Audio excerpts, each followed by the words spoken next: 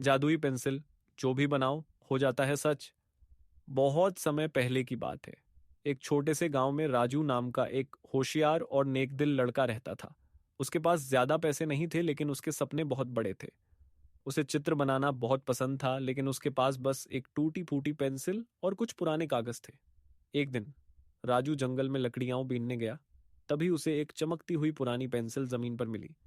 जैसे ही उसने उसे उठाया, पेंसिल से हल्की रोशनी निकली और एक धीमी आवाज आई। मैं एक जादुई पेंसिल हूं। जो भी तुम मुझसे बनाओगे वह सच हो जाएगा। राजू हैरान रह गया पर खुश भी हुआ। उसे पहले तो यकीन नहीं हुआ, लेकिन जब उसने एक आम बनाया और वह सच में उसके हाथ में आ गया, तो उसकी आंखें खुशी से चमक उठी। अब राजू रोज नई चीजें बनाता।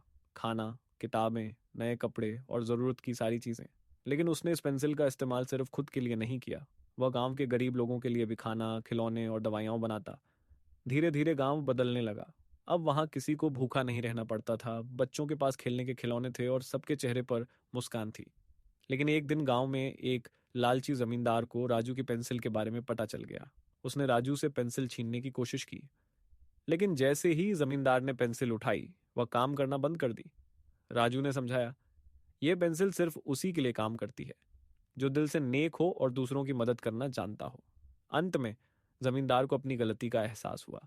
उसने माफी मांगी और मदद करने का वादा किया। तब से राजू और उसकी जादुई पेंसिल ने पूरे गांव को एक जादुई और खुशहाल जगह बना दिया। सीख, सच्चा जादू चीजों में नहीं, हमारे दिल और इरादों में होता है।